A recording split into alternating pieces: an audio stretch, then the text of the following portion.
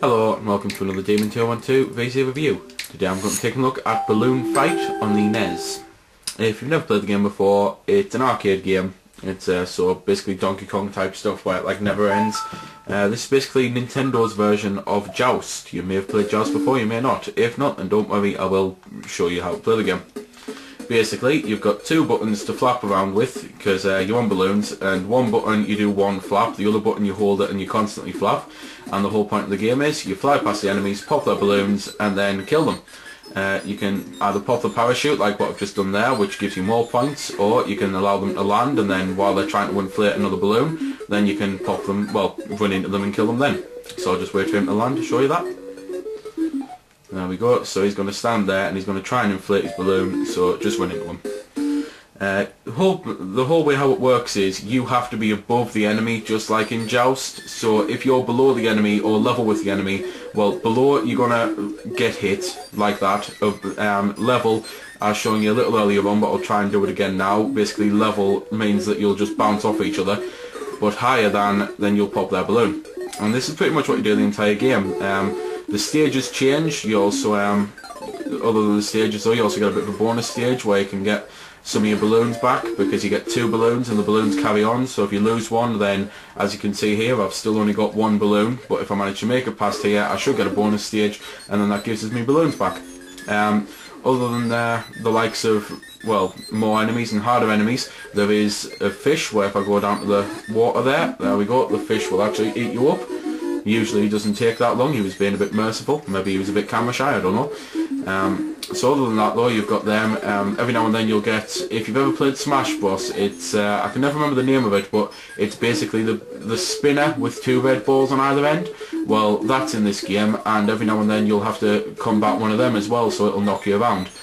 There's also them bubbles which float up, where basically the bubbles give you points. The game's two-player co-op as well, so you can choose to either work with a friend or fight a friend. It depends on how you want to do, because you're both on at the same time there. And as I say, you can actually kill each other if you want to, so just try and pop his balloons there. Although it's not going to let us, because he hasn't moved yet, so he's remaining invincible for as long as he doesn't move for a while. But now he's no longer invincible, so now I can pop my friend's balloons. There we go. So you can either work together and just have to be wary of each other, or you can fight each other with whatever you want to do. There's also this third mode, which is pretty much the reason I bought the game, because I've got Joust on the Xbox Live Arcade, so I didn't really want a Joust clone or anything. But it's this endless mode, and basically it's endless. You keep going on until you die, and you go for the points basically. Your top right corner, you've got your rank, your current rank, and it keeps going up the more points you get. The middle's the top score, which I've yet managed to beat, unfortunately, and the top left's your score. And basically this is all you do. The fish is still there, so you have to be wary of the fish. You have to watch out for these stars, they kill you instantly. And when playing the one-player or two-player game as well, the clouds which you saw, if you take too long, the clouds will actually fire those stars out for you, like thunderbolts and the likes.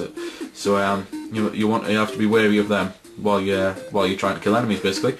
But this is literally all you do in endless mode. You just keep going as long as you can until you hit one of these, which I'll do here, and then that's it, he's been fried. So that's the game. 500 points, I think it's actually pretty good. It's something that if you've got a friend and you don't have Joust, or if you've got a friend and you both like Joust but you don't have it, then you'll be able to have good fun on two-player. One-player, the game's a bit meh, but the one-player endless mode is really good. Especially if you like this type of thing, where if you like keep trying to go as far as you can and beat your score, it's a very good competitive thing. You can really get competitive with yourself, because you'll think, well, for crying out loud, I got 10,000 the other night, now I've only got 6, so you'll want to go back and prove that you can get up to 10,000 and the likes. So that's everything. I'll shut up for a few seconds, let you listen to the music.